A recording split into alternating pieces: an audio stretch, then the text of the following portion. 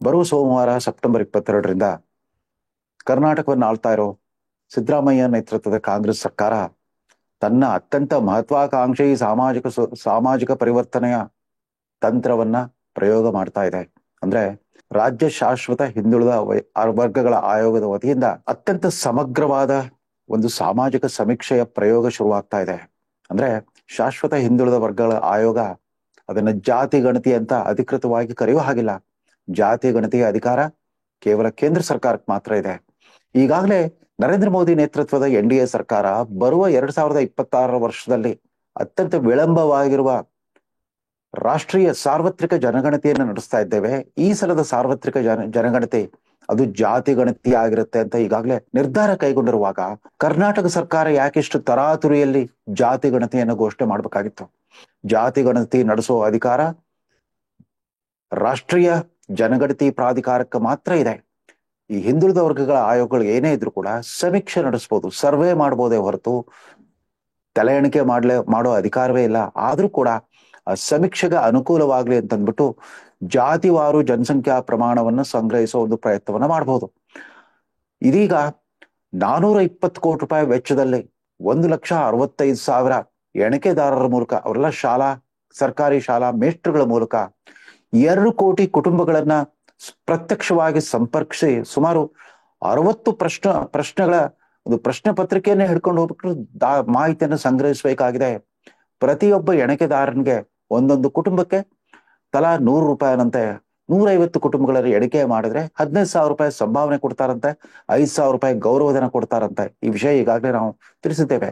ಈ 420 crore ಬಜೆಟ್ನ ಈ ಸಮೀಕ್ಷೆ ಉದ್ದೇಶ ಏನು? ಇದುವರೆಗೂ ಅಂದ್ರೆ ಏಕೀಕರಣವಾದಾಗಿನಿಂದ ಭಾಷಾವಾರು ಪ್ರಾಂತವಾಗಿದ್ದ ಕರ್ನಾಟಕ ಇನ್ನು ಮುಂದೆ ಜಾತಿವಾರು ಪ್ರಾಂತ ಆಗಬೇಕಾ? ಕರ್ನಾಟಕದ ವಿವಿಧ ಜಿಲ್ಲೆಗಳು ತಾಲೂಕುಗಳೆಲ್ಲ ವಿವಿಧ ಜಾತಿ ಜನಾಂಗಗಳ ಒಂದು ಸಣ್ಣ ಪುಟ್ಟ ಸಾಮ್ರಾಜ್ಯಗಳಾಗಿ ಪರಿವರ್ತನೆ ಮಾಡೋದೇ ಈ ಉದ್ದೇಶ. ಸಾಮಾಜಿಕ ನ್ಯಾಯ ರಾಜಕಾರಣದ ಉದ್ದೇಶ ಜಾತ್ಯತೀತ ಸಮಾಜವನ್ನ, ಜಾತ್ಯತೀತ ಭಾವನೆಯನ್ನ ಭದ್ರಪಡಿಸೋದಾಗಿರ್ಬೇಕೆ ಹೊರತು ಜಾತೀಯತೆಯನ್ನ ಇನ್ನಷ್ಟು ಉಲ್ಬಣಗೊಳಿಸೋ ರೀತಿಯಲ್ಲಿ, ಜಾತಿ ಸಂಘರ್ಷಗಳನ್ನ ಹುಟ್ಟಿ ಹಾಕೋ ರೀತಿಯಲ್ಲಿ ಇರಬಾರ್ದಲ್ವಾ?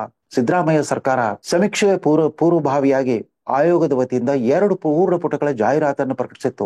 ಅದರಲ್ಲಿ ಒಟ್ಟು 1,440 ಜಾತಿ, ಉಪಜಾತಿ, ಪಂಗಡ, ಒಳಪಂಗಡಗಳು ಕರ್ನಾಟಕದಲ್ಲಿ ಅಸ್ತಿತ್ವದಲ್ಲಿದೆ ಅಂತ ಪ್ರಕಟಣೆ ಮಾಡಿತ್ತು.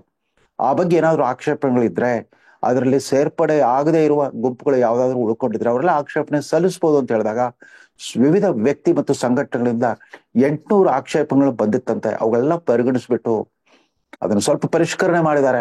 ಕರ್ನಾಟಕದಲ್ಲಿ 1,500ಕ್ಕಿಂತ ಹೆಚ್ಚು ಜಾತಿ, ಉಪಜಾತಿ, ಪಂಗಡ, ಒಳಪಂಗಡಗಳು ಇವೆ ಅಂತೆ.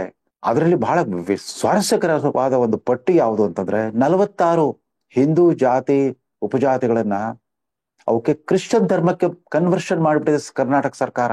ಅಂದ್ರೆ ಹಿಂದೂ ಧರ್ಮದಿಂದ ಕ್ರಿಶ್ಚಿಯನ್ ಧರ್ಮಕ್ಕೆ ಮತಾಂತರಗೊಂಡ 46 ವಿವಿಧ ಜಾತಿ ಜನಾಂಗಗಳ ಪಟ್ಟಿಯನ್ನು ಕೂಡ ಅಲ್ಲಿ ಮಾಡಿಸ್ಬಿಟ್ಟು ಅಲ್ಲಿ ನಮೂದಿಸ್ಬಿಟ್ಟು Christian Brahmin, Christian Lingayat, Christian Vokkaliga, Christian Vaishya, ಅದೇ ರೀತಿ Christian Vishwakarma, Christian Jangama, Christian Madara, Christian Holeya, ಈ ರೀತಿಯಾಗಿ ಈಗಾಗಲೇ ಅಸ್ತಿತ್ವದಲ್ಲಿರೋ ಜಾತಿ ಉಪಜಾತಿ, ಅದರಲ್ಲಿ ಅನೇಕ ಹಿಂದುಳಿದ ವರ್ಗಗಳಿಗೆ ಮತ್ತು ದಲಿತ ಸಮುದಾಯಗಳಿಗೆ ಸೇರಿದ ಜಾತಿಗಳು ಕೂಡ ಇದೆ. ಅವಕ್ಕೆಲ್ಲ ಕ್ರಿಶ್ಚಿಯನ್ ಕ್ರಿಶ್ಚಿಯನ್ ಕ್ರಿಶ್ಚಿಯನ್ ಅಂತ ನಮೂದಿಸ್ಬಿಟ್ಟು ಅವರು ಆ ರೀತಿ ಜಾತಿ ಎಣಿಕೆದಾರರು ಬಂದಾಗ ಆ ತರ ಬರೆಸ್ಬೋದು ಅನ್ನೋ ಅವಕಾಶವನ್ನು ಕೂಡ ಕಲ್ಪಿಸ್ಬಿಟ್ಟಿದೆ. ಇದರ ಅರ್ಥ ಏನು? ಅವರು ಮತಾಂತರಗೊಂಡಿರೋ ಉದ್ದೇಶವಾದ್ರೆ ಏನು? ನಮ್ಮ ಮುಖ್ಯಮಂತ್ರಿಗಳು ಕಳೆದ ವಾರ ಬಹಿರಂಗವಾಗಿ ಮಂಡಿಸಿದ ಒಂದು ಸಿದ್ಧಾಂತದ ಪ್ರಕಾರ ಹಿಂದೂ ಧರ್ಮದಲ್ಲಿ ಮಾತ್ರ ಅಸಮಾನತೆ ಇದೆ, ಅಸಮಾನತೆಯಿಂದಾಗಿ ಜನ ಮತಾಂತರಗೊಳ್ತಾರೆ, ಇಸ್ಲಾಂ ಅಥವಾ ಕ್ರಿಶ್ಚಿಯನ್ ಧರ್ಮಕ್ಕೆ ಮತಾಂತರಗೊಳ್ತಾರೆ, ಹೀಗಾಗಿ ಮತಾಂತರ ಅವರ ಸಂವಿಧಾನಾತ್ಮಕ ಹಕ್ಕು ಅಂತ ಸಮರ್ಥಿಸ್ಕೊಟ್ಟಿದ್ರು. ಹಾಗಿದ್ರೆ ಅವ್ರು ಹಿಂದೂ ಧರ್ಮದಲ್ಲೇ ಇರೋದಾಗಿದ್ರೆ ಇಲ್ಲಿ ಅಸಮಾನತೆಯ ಕಾರಣದಿಂದಾಗಿ ಅವ್ರು ಹುಟ್ಟಿರೋ ನಿರ್ದಿಷ್ಟ ಜಾತಿ ಜನಾಂಗಕ್ಕೆ ಮೀಸಲಾತಿ ಸೌಲಭ್ಯ ಸಿಗ್ತಾ ಇತ್ತು, ರಿಸರ್ವೇಶನ್ ಸೌಲಭ್ಯ ಸಿಗ್ತಾ ಇತ್ತು, ಸಂವಿಧಾನಾತ್ಮಕ ಅದು ಹಕ್ಕಾಗಿತ್ತು. ಆದ್ರೆ ಕನ್ವರ್ಷನ್ ಆದ್ರಲ್ವಾ, ಮತಾಂತರಗೊಂಡ್ರಲ್ವಾ, ಅಂದ್ಮೇಲೆ ಈ ಅಸಮಾನತೆಯಿಂದ ಅವ್ರಿಗೆ ವಿಮೋಚನೆ ಸಿಕ್ಕಂಗಾಯ್ತು. ಆದ್ರೆ ಅಸಮಾನತೆಯಿಂದ ವಿಮೋಚನೆಗೊಂಡು ಸಮಾನತೆಯ ಸಮಾಜಕ್ಕೆ ಸೇರಿದ ಮೇಲೆ ಕೂಡ ನಿಮಗೆ ಯಾಕೆ ರಿಸರ್ವೇಶನ್ ಬೇಕು? ನಿಮಗೆ ರಿಸರ್ವೇಶನ್ ಬೇಕು ಅಥವಾ ರಿಸರ್ವೇಶನ್ ಬೇಕು, ಕನ್ವರ್ಷನ್ ಬೇಕು. ನೀವು ಎರಡರ ಲಾಭ ಪಡೀಲಿಕ್ಕೆ ಸಾಧ್ಯವಿಲ್ಲ. ರಿಸರ್ವೇಶನ್ ಮತ್ತು ಕನ್ವರ್ಷನ್ ಒಟ್ಟೊಟ್ಟಿಗೆ ಸಾಗ್ಲಿಕ್ಕೆ ಸಾಧ್ಯವೇ ಇಲ್ಲ ಅನ್ನೋ ಒಂದು ಪ್ರಾಥಮಿಕ ತರ್ಕ ಸರ್ಕಾರಕ್ಕೆ ಹೊಳೆದಿಲ್ವಾ? ಕನಿಷ್ಠ ಪಕ್ಷ ಸಿದ್ದರಾಮಯ್ಯನವರು ಮಾಡ್ಬೇಕಾದದ್ದು ಈಗಾಗಲೇ ಆ ಹೆಸರುಗಳನ್ನು ಪ್ರಕಟಿಸುತ್ತಾಗಿದೆ. ಈ 46 ಈ ಕ್ರಿಶ್ಚಿಯನ್ ಸಮುದಾಯಕ್ಕೆ ಕನ್ವರ್ಷನ್ ಆಗಿರೋ ಜಾತಿ ಜನಾಂಗಗಳೇನಿದೆ, ಅವರು ಮೀಸಲಾತಿ ಸೌಲಭ್ಯವನ್ನ ಬಿಟ್ಕೊಡ್ಬೇಕಾಗತ್ತೆ.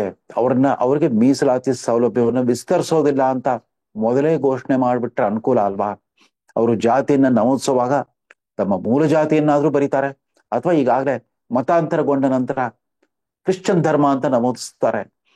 ವಿಶೇಷವಾಗಿ ಈ ಸಲದ ಈ ಸಮೀಕ್ಷೆಯಲ್ಲಿ ಧರ್ಮ ಅನ್ನೋ ಕಾಲಂನಲ್ಲಿ ಏನು ಬರೆಸ್ಬೇಕು ಅನ್ನೋದ್ರ ಬಗ್ಗೆ ಕರ್ನಾಟಕದ ಅತ್ಯಂತ ದೊಡ್ಡ ಪ್ರಭಾವಿ ಜನಾಂಗವಾಗಿರುವ ವೀರಶೈವ ಲಿಂಗಾಯತ ಸಮಾಜದಲ್ಲೇ ದೊಡ್ಡ ಗೊಂದಲ ಉಂಟಾಗೋಗ್ಬಿಟ್ಟಿದೆ.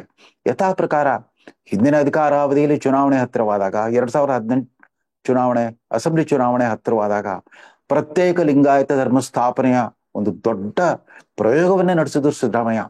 ಬಹುಪಾಲು ಸ್ವಘೋಷಿತ ಪ್ರಗತಿಪರ ಮಠಾಧೀಶರುಗಳೆಲ್ಲ ಮುಖ್ಯಮಂತ್ರಿಗಳ ನಿವಾಸದಲ್ಲೇ ಸುಳಿದಾಡ್ತಾ ಇರ್ತಿದ್ರು ಆ ದಿನಗಳಲ್ಲಿ. ಅದಕ್ಕೋಸ್ಕರ ಒಂದು ಆಯೋಗವನ್ನು ಕೂಡ ರಚಿಸಿದ್ರು. ಇದೇ ನಮ್ಮ ನಿವೃತ್ತ ನ್ಯಾಯಮೂರ್ತಿ ನಾಗಮೋಹನ್ ದಾಸ್ ಅಧ್ಯಕ್ಷತೆಯ ಒಂದು ಆಯೋಗ ರಚಿಸ್ಬಿಟ್ಟು ಲಿಂಗಾಯತರು ಹಿಂದೂ ಧರ್ಮಕ್ಕೆ ಸೇರಿದವರ ಅಥವಾ ಪ್ರತ್ಯೇಕ ಧರ್ಮದವರ ಅಂತ ನಿಷ್ಕರ್ಷೆ ಮಾಡಿ ಅಂತ ಅವ್ರಿಗೆ ಒಂದು ಕರ್ತವ್ಯವನ್ನು ಒಪ್ಪಿಸಿದ್ರು. 6 ತಿಂಗಳು ಕಾಲಾವಧಿ ಕೊಟ್ಟಿದ್ರು. ಕೊನೆಗೆ ಇದ್ದಕ್ಕಿದ್ದ ಚುನಾವಣೆ ಘೋಷಣೆ ಆಗಿದ್ರಿಂದ 6 ತಿಂಗಳು ಮಾಡ್ಬೇಕಾಗಿದ್ದ ಕೆಲಸವನ್ನು 1-2 ತಿಂಗಳಲ್ಲಿ ಮಾಡ್ಬಿಟ್ಟು ಅವ್ರೊಂದು ವರದಿ ಕೊಟ್ಬಿಟ್ರು. ಹೌದು, ಲಿಂಗಾಯತರು ಪ್ರತ್ಯೇಕ ಧರ್ಮ ಅಂತ. ಅದನ್ನ ಮಾಡ್ಲಿಕ್ಕೆ ಹೋಗ್ಬಿಟ್ಟು ಅದ್ರ ಪರಿಣಾಮ ಏನಾಯ್ತು ಅಂತಂದ್ರೆ, ಲಿಂಗಾಯತ ಬಹುಸಂಖ್ಯಾತರಿರುವಂತ ಉತ್ತರ ಕರ್ನಾಟಕದ ಅನೇಕ ಜಿಲ್ಲೆಗಳಲ್ಲಿ ಕಾಂಗ್ರೆಸ್ಗೆ ದೊಡ್ಡ ಹೊಡೆತ ಬಿತ್ತು. ಅದರ ಪರಿಣಾಮ ಸ್ವಲ್ಪ ಮಟ್ಟಿಗೆ ಹಳೆ ಮೈಸೂರು ಭಾಗದಲ್ಲೂ ಆಯ್ತು. ಒಕ್ಕಲಿಗ ಪ್ರಧಾನ ಪ್ರದೇಶದಲ್ಲಿ ಕೂಡ ಕಾಂಗ್ರೆಸ್ಗೆ ಹಿನ್ನಡೆ ಆಯ್ತು. ಉತ್ತರ ಕರ್ನಾಟಕದ ಲಿಂಗಾಯತರ ವಲಯದಲ್ಲಿ ಕೂಡ ದೊಡ್ಡ ಏಟು ಬಿದ್ದಿತ್ತು. ಚುನಾವಣೆಯಲ್ಲಿ ಸೋಲು ಅನುಭವಿಸಿದ್ದಾದ್ಮೇಲೆ ಒಂದ್ಸಾರಿ ಪ್ರದೇಶ್ ಕಾಂಗ್ರೆಸ್ ಅಧ್ಯಕ್ಷ ಡಿ.ಕೆ. ಶಿವಕುಮಾರ್ ರವರೇ ಲಕ್ಷ್ಮೇಶ್ವರದಲ್ಲಿ, ಗದಗಿನ ಸಮೀಪ ಲಕ್ಷ್ಮೇಶ್ವರದಲ್ಲಿ ಜರುಗಿದ ಒಂದು ಲಿಂಗಾಯತ ಮಠಾಧೀಶ್ವರ ಸಮಾವೇಶದಲ್ಲಿ ಪಾಲ್ಗೊಂಡು ಬಹಿರಂಗ ಕ್ಷಮೆಯಾಚನೆ ಮಾಡ್ಬಿಟ್ರು. ನಾವೆಲ್ಲೋ ಒಂದ್ ಕಡೆ ದುಡುಕ್ ಬಿಟ್ವಿ, ಲಿಂಗಾಯತ ಸಮಾಜವನ್ನ ಒಡೆಯೋ ಪ್ರಯತ್ನ ಮಾಡಿದ್ವಿ ಅಂತ ಕಾಣುತ್ತೆ. ಈ ಪ್ರಮಾದಕ್ಕಾಗಿ ನಾನು ಕ್ಷಮೆಯಾಚಿಸ್ತೇನೆ ಅಂತಂದ್ಬಿಟ್ಟು ಯಾವುದೇ ಮುಚ್ಚುಮರೆ ಇಲ್ಲದೆ ವಿಷಾದ ವ್ಯಕ್ತಪಡಿಸಿದ್ರು. ಅದಾದ್ಮೇಲೆ ಕೂಡ ಬುದ್ಧಿ ಬಂದಿಲ್ಲ ಅಂತ ಕಾಣುತ್ತೆ. ಮತ್ತೆ ಈ ಜಾತಿ ಗಣತಿಯ ಸಂದರ್ಭದಲ್ಲಿ ಪ್ರತ್ಯೇಕ ಧರ್ಮದ ಆ ಕಿಚ್ಚನ್ನ ಮತ್ತೆ ಹೊತ್ತಿಸ್ಕೊಳ್ಳೋ ಪ್ರಯತ್ನ ನಡೀತಾ ಇದೆ. ಇದರಿಂದಾಗಿ ಅಖಿಲ ಭಾರತ ವೀರಶೈವ ಲಿಂಗಾಯತ ಮಹಾಸಭಾದಲ್ಲಿರೋ ಪದಾಧಿಕಾರಿಗಳು, ಅವರಲ್ಲಿ ಬಹುಪಾಲು ಜನ ಈ ಪ್ರಸಕ್ತ ಸರ್ಕಾರದ ಮಂತ್ರಿಗಳು, ಶಾಸಕರು ಕೂಡ ಆಗಿದ್ದಾರೆ. ಆಳು ಪಕ್ಷದ ಶಾಸಕರು ಅದರಲ್ಲಿದ್ದಾರೆ. ಅವರೂ ಕೂಡ ಗೊಂದಲಕ್ಕೊಳಗಾಗಿ ಒಂದ್ ದಿವಸ ಇದ್ದಕ್ಕಿದ್ದಂತೆ ಮಂತ್ರಿ ಈಶ್ವರ್ ಖಂಡ್ರೆ ಅವ್ರ ಮೂಲಕ ಒಂದು ಹೇಳಿಕೆಯನ್ನು ಕೊಟ್ಬಿಟ್ರು. ಲಿಂಗಾಯತರು ಧರ್ಮ ಅನ್ನೋ ಕಾಲಂನಲ್ಲಿ ಏನೂ ಬರ್ಸ್ಬಾರ್ದು, ಇತರರು ಅದರ್ಸ್ ಅಂತ ಬರ್ಸಿ ಅಂತ ಹೇಳ್ಬಿಟ್ರು. ಹೌದು, ಅನುಸೂಚಿತ ಪಟ್ಟಿಯಲ್ಲಿ ಸುಮಾರು 8 ಧರ್ಮಗಳನ್ನ ಕರ್ನಾಟಕ ಸರ್ಕಾರ ಗುರುತಿಸಿದೆ. ಅದ್ರ ಹೊರತುಪಡಿಸಿ ಕೆಲವ್ರನ್ನ ನಾಸ್ತಿಕರು ಅಂತ ಒಂದು ಹಾಕಿದ್ದಾರೆ, ಒಂದು ಕಾಲಂ ಇದೆ. ಜೊತೆಗೆ ಇತರರು ಅಂತ ಒಂದು ಕಾಲಂ ಬಿಟ್ಟಿದ್ದಾರೆ. ಅಂದ್ರೆ ಲಿಂಗಾಯತರೆಲ್ಲ ನಾವು ಹಿಂದೂ ಧರ್ಮದವರು ಅಂತ ಬರ್ಸ್ಬೋದು, ಅಥವಾ ಇತರರು ಅಂತ ಬರ್ಸ್ಬೇಕು. ಆ ಇತರರು ಅಂತ ಬರ್ಸಿದ್ರೆ ಅದಕ್ಕೆ ಏನಾದ್ರು ಸಂವಿಧಾನಾತ್ಮಕ ಮಾನ್ಯತೆ ಇದೆಯಾ? ಮತ್ತೆ ಲಿಂಗಾಯತ ಧರ್ಮದ ಅನುಯಾಯಿಗಳೆಲ್ಲ ಗೊಂದಲಕ್ಕೊಳಗಾಗ್ಬಿಟ್ಟಿದ್ದಾರೆ. ಇದರಲ್ಲಿ ಅವ್ರಿಗೆ ಅನುಮಾನ ಬರ್ತಾ ಇರೋದು ಏನಂತಂದ್ರೆ, ಎಲ್ಲ ಒಂದ್ ಕಡೆ ಈಗಾಗಲೇ ಒಂದ್ಸಾರಿ ಕಾಂತರಾಜು ಆಯೋಗ ಮಾಡಿದ ಹಾಗೆ ಈ ಜಾತಿ ತಲೆ ಎಣಿಕೆಯಲ್ಲಿ ಲಿಂಗಾಯತರ ಜನಸಂಖ್ಯೆ ಕಡಿಮೆ ತೋರಿಸೋದು, ಅಂದ್ರೆ ಇವರು ಮುಸಲ್ಮಾನರು ಮತ್ತು ಇತರ ಹಿಂದುಳಿದ ವರ್ಗಕ್ಕಿಂತ ಕಡಿಮೆ ಸಂಖ್ಯೆಯಲ್ಲಿದ್ದಾರೆ ಅಂತ ತೋರಿಸೋ ಒಂದು ಒಳ ಉದ್ದೇಶ ಇದರಲ್ಲಿದೆ ಅಂತ ಅನುಮಾನ ಪಡೋ ಹಾಕಾಗ್ಬಿಟ್ಟಿದೆ. ನಿನ್ನೆ ಈ ಗೊಂದಲಕ್ಕೆ ಸಂಬಂಧಪಟ್ಟಂತೆ 2 ವಿಚಾರಗೋಷ್ಠಿಗಳು ನಡೆದವು.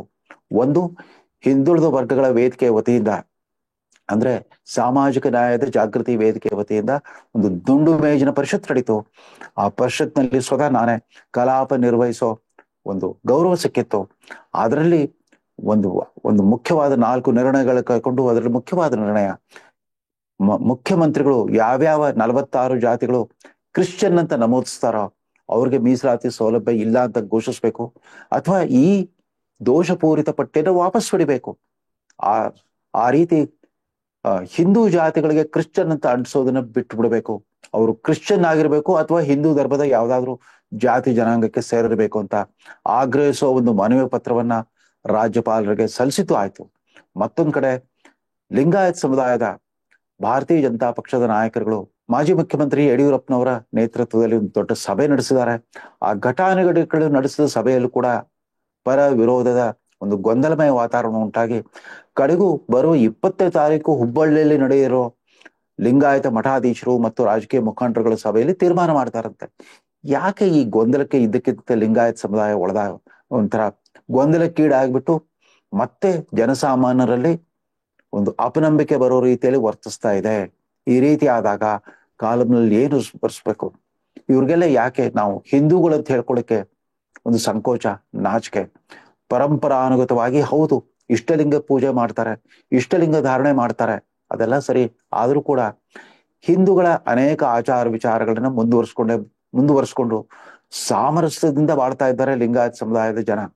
ಅವರಲ್ಲಿ ಯಾಕೆ ಮತ್ತೆ ಈ ಕ್ರಾಂತಿಕಾರಿ ವಿಚಾರಧಾರೆ? ನಿಮ್ ಪ್ರಕಾರ ಇವೆಲ್ಲ ಕ್ರಾಂತಿಕಾರಿ ವಿಚಾರಧಾರೆಗಳು 21ನೇ ಶತಮಾನದಲ್ಲಿ ಹೊಸ ಹೊಸ ಧರ್ಮಗಳನ್ನು ಹುಟ್ಟಾಕುವಂತ ದುಸ್ಸಾಹಸಕ್ಕೆ ಯಾಕೆ ಕುಮ್ಮಕ್ ಕೊಡ್ತಾ ಇದೆ ಸರ್ಕಾರ? ಇದರಲ್ಲಿ ಒಳ ಉದ್ದೇಶ ಏನು? ಹೀಗಾಗಿ ಅದ್ರ ಜೊತೆಗೆ ಜನಗಣತಿ ಶುರು ಆಗೋ ಸಂದರ್ಭ ಆದ್ರೆ ಇಂಥದ್ದು, ನವರಾತ್ರಿ ಶುರು ಆಗುತ್ತೆ, ಮಹಾಲಯ ಅಮಾವಾಸ್ಯೆ ಬರುತ್ತೆ, ಪಿತೃಪಕ್ಷ ಬರುತ್ತೆ, ವಿವಿಧ ಜನಸಾಮಾನ್ಯರು ಎಲ್ಲರೂ ಕೂಡ ಈ ಹಬ್ಬ ಹರಿದಿನಗಳ ಆಚರಣೆಗೆ ತೊಡಗಿರ್ತಾರೆ. ಎಣಿಕೆದಾರರು ಕೂಡ, ಅವರೆಲ್ಲ ಸರ್ಕಾರಿ ನೌಕರರುಗಳು ಕೂಡ, ಅವ್ರಿಗೂ ಕೂಡ ಹಬ್ಬದಲ್ಲಿ ಪಾಲ್ಗೊಳ್ಬೇಕು ಅನ್ನೋ ಒಂದು ಬಯಕೆ ಇರುತ್ತೆ. ಯಾಕೆ ಇಷ್ಟು ತರಾತುರಿಯಲ್ಲಿ ಮಾಡ್ಲಿಕ್ಕೆ ಹೊರಟಿದ್ದೀರಿ? ಒಂದ್ ವರ್ಷ ಸುಮ್ಮನಿದ್ರೆ ಏನಾಗುತ್ತೆ? ಹೇಗಿದ್ರು ಕೇಂದ್ರ ಸರ್ಕಾರ ಸಾರ್ವತ್ರಿಕ ಜನಗಣತಿ ನಡೆದಾಗ ಆಗ ಜಾತಿ ಗಣತಿ ಕೂಡ ನಡೆಯುತ್ತೆ. ಪ್ರತ್ಯಕ್ಷವಾಗಿ ಎಲ್ಲ ಮಾಹಿತಿ ಅಖಿಲ ಭಾರತ ಮಟ್ಟದಲ್ಲಿ ಈ ಜಾತಿ ಜನಸಂಖ್ಯಾ ಪ್ರಮಾಣ ಗೊತ್ತಾಗ್ಬಿಡುತ್ತೆ. ಇಲ್ಲ, ಸಿದ್ದರಾಮಯ್ಯನವ್ರಿಗೆ ಅವಸರ ಇದೆ, ಯಾಕಂದ್ರೆ ಅವ್ರ ಹೈಕಮಾಂಡ್ ಅವ್ರ ತಲೆ ಮೇಲೆ ಕೂತ್ಬಿಟ್ಟಿದೆ. ಅವರ ಸರ್ವೋಚ್ಚ ನಾಯಕ ರಾಹುಲ್ ಗಾಂಧಿ ಜಾತಿ ಗಣತಿನೇ ಅವರ ಪಕ್ಷದ ಪ್ರಮುಖ ಪ್ರಣಾಳಿಕೆ. ಈಗ ಜಾತಿ ಗಣತಿ ಮತ್ತು ವೋಟ್ ಚೋರಿ ಎರಡು ಗಿಗಳನ್ನ ಅಂಟಿಸ್ಕೊಂಡು ಓಡಾಡ್ತಾ ಇರೋ ತಮ್ಮ ನಾಯಕನನ್ನು ತೃಪ್ತಿಪಡಿಸ್ಲಿಕ್ಕೆ ಹೊರಟಿರೋ ಸಿದ್ದರಾಮಯ್ಯನವರು ದಯಮಾಡಿ ಈ ತರದ ಬಾಲಿಶ ತಂತ್ರಗಾರಿಕೆಗೆ ಅವಕಾಶ ಕೊಡಬೇಡಿ. ನಿಮ್ಮ ಸಾಮಾಜಿಕ ನ್ಯಾಯ ಕುರಿತಾದ ನಿಮ್ಮ ಬದ್ಧತೆ ಬಗ್ಗೆ ನಮ್ಗೆ ಅನುಮಾನ ಇಲ್ಲ, ಅದ್ರ ಬಗ್ಗೆ ನಮ್ಗೆ ಗೌರವ ಇದೆ. ಆದ್ರೆ ಯಾವುದೇ ರಾಜಕೀಯ ದುರುದ್ದೇಶದ ತಂತ್ರಗಾರಿಕೆ ಅವಕಾಶ ಕೊಡದಂತೆ ನಿಷ್ಪಕ್ಷಪಾತವಾಗಿ, ನಿರ್ವಿಕಾರವಾಗಿ ಈ ಸಮೀಕ್ಷೆ ನಡೀಲಿಕ್ಕೆ ತಾವು ಅವಕಾಶ ಕೊಡಿ. ಸಾಧ್ಯವಾದ್ರೆ ಇದನ್ನ ಬರುವ ಬೇಸಿಗೆ ರಜಕ್ಕೆ ಮುಂದೂಡಿದ್ರೆ ಹೆಚ್ಚು ಸ್ಪಷ್ಟವಾದ ಮತ್ತು ಪಾರದರ್ಶಕವಾದ ಪ್ರಕ್ರಿಯೆ ನಡೀಲಿಕ್ಕೆ ಸಾಧ್ಯ ಅಂತ ಸರ್ಕಾರಕ್ಕೆ ಮನವಿ ಮಾಡ್ತಾ ಈ ಸಂಚಿಕೆಯನ್ನು ಮುಗಿಸ್ತಾ ಇದ್ದೇನೆ. ನಮಸ್ಕಾರ.